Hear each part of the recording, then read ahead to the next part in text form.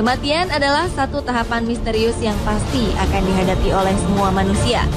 Dalam menyikapi kematian ini, sejumlah masyarakat di dunia memiliki caranya sendiri, termasuk dalam memperlakukan jasad yang sudah tak bernyawa.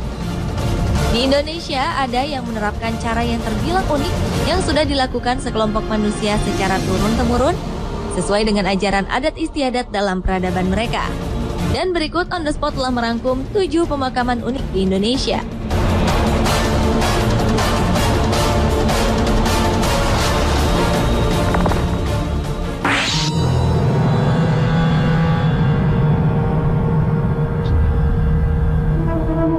Diawali dengan pemakaman suku Dayak Benuak di Kalimantan Timur. Suku Dayak Benuak atau suku Dayak Bentian memiliki prosesi khusus untuk menguburkan jasad manusia yang sudah meninggal. Uniknya, kuburan ala Dayak Benuak ini berbentuk seperti kotak yang menggunakan tiang sebagai penyangganya atau digantung dengan tali. Ini bukan kuburan permanen, karena kotak-kotak berisi jenazah ini akan kembali dibuka setelah beberapa tahun. Nantinya, tulang belulang yang ada di dalam kotak tersebut didoakan dan dipindahkan ke dalam kotak mati permanen. Konon, pada malam hari, di desa Dayak Benuak akan terdengar nyanyian-nyanyian pemanggil arwah. Upacara pemanggilan arwah ini pun diisi dengan upacara bentian yang diselingi dengan tarian dan mantra-mantra berbau mistis.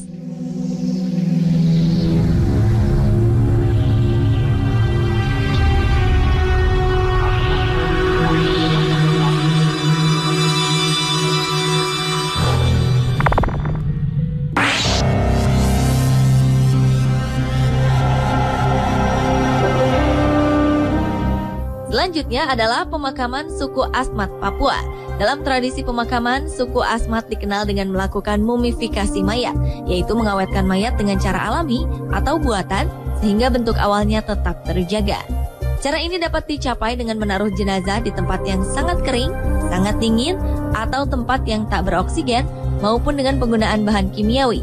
Dan mumi yang paling terkenal adalah mumi yang dibalsam, dengan tujuan pengawetan tertentu, terutama pada zaman Mesir kuno. Di Indonesia sendiri, praktik mumifikasi ternyata pernah diterapkan dalam kebudayaan dan sejarah Papua. Adanya praktik mumifikasi pada suku Asmat biasanya hanya dilakukan kepada kepala suku atau komandan perang. Tubuh mereka dimumikan dengan bahan-bahan tradisional untuk memuliakan kepentingan sejarah dan religi mereka. Hingga kini ada 3 mumi yang dapat dilihat di Wamena, Papua, yaitu mumi Aikima di Aikima, mumi Jiwika di Jiwika, dan mumi Purno di Asologaima.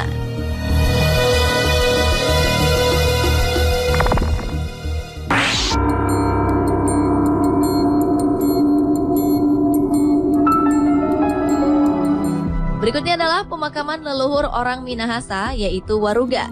Semula, kuburan batu yang disebut Waruga oleh masyarakat setempat ini tersebar di berbagai tempat di Minahasa, sebelum akhirnya dikumpulkan di suatu tempat di desa Sawangan. Satu hal yang unik dari Waruga ini adalah mayat yang dikubur di dalam batu semuanya akan hancur, termasuk tulang belulangnya yang berubah menjadi abu tanah.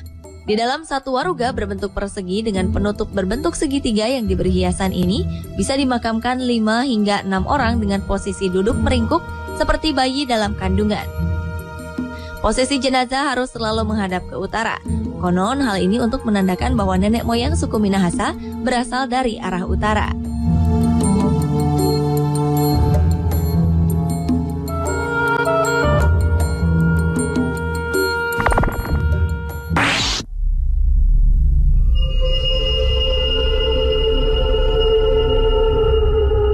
Berlanjut ke wilayah Nusa Tenggara, di mana rakyat Sumba juga memiliki pemakaman unik dalam salah satu acara adat yang sangat esensial. Jenazah akan disemayamkan di rumah adat dengan berbalut kain tenun ikat sebelum dikuburkan. Di depan pelataran rumah adat terdapat seperangkat alat musik tradisional seperti sebuah tambur dari kulit sapi, juga gong dengan berbagai ukuran. Para pelayat perempuan dipersilahkan bergantian masuk ke dalam rumah adat sambil diiringi musik. Mereka duduk melingkar dan menangisi mendiang sambil menyelipkan pesan-pesan kepada mendiang agar menjaga keluarga mereka yang sudah lebih dulu meninggal. Uniknya, setiap keluarga yang datang melayat diwajibkan membawa hewan ternak atau tenun ikat sebagai persembahan dan simbol persaudaraan.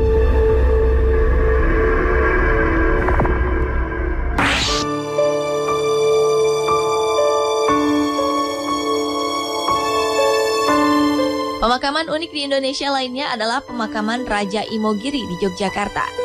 Saat Anda memasuki lokasi pemakaman ini, atmosfer magis semakin terasa seiring dengan aroma kembang dan dupa di sekeliling area pekuburan. Keberadaan kompleks pemakaman ini sengaja dipilih oleh Sultan Agung Hanyakrokusumo sebagai tempat peristirahatan terakhir bagi keluarga Sultan. Hampir setiap hari, tempat peristirahatan ini dipenuhi oleh peziarah. Tetapi tak sembarang orang bisa masuk ke dalam kompleks makam Raja-Raja Imogiri ini, karena ada beberapa persyaratan khusus yang harus dipatuhi. Antara lain adalah dilarang menggunakan alas kaki, perhiasan emas, membawa kamera, dan harus berpakaian khas Jawa.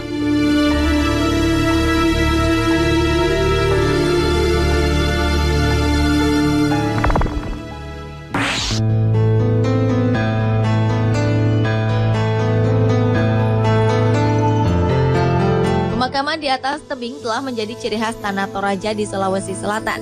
Batu Lemo dan Batu Karang Terjalonda merupakan pemakaman khas Tanah Toraja yang paling terkenal. Pemakaman suku ini berbentuk 75 lubang pada dinding cadas yang merupakan hasil kreasi manusia yang luar biasa sejak abad ke-16 dengan cara memahat.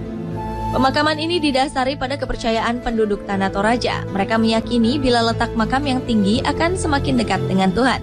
Aura kematian dan ritual mistis pun terlihat di makam-makam ini dengan adanya pandangan misterius yang berasal dari Tautau, yaitu patung pahat berbentuk manusia utuh yang terlihat hidup di atas tebing tempat jenazah disemayamkan.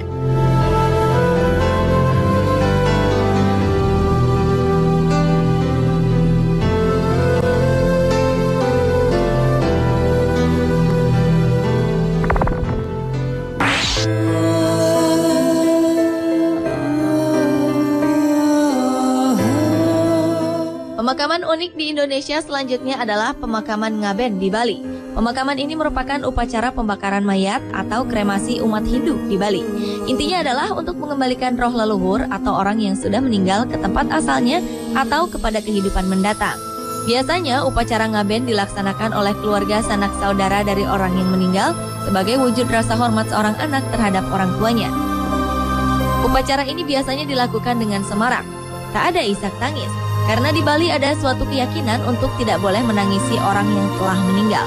Karena menangis dapat menghambat perjalanan sang arwah menuju tempatnya. Dengan upacara arak-arakan dan megah, jasad orang mati diarak menuju ke lokasi pembakaran. Puncak acara Ngaben adalah pembakaran keluruhan struktur, lembu atau vihara yang terbuat dari kayu dan kertas beserta dengan jenazah.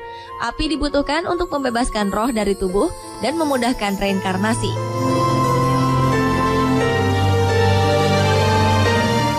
Pemirsa, itulah ketujuh pemakaman unik di Indonesia versi On The Spot.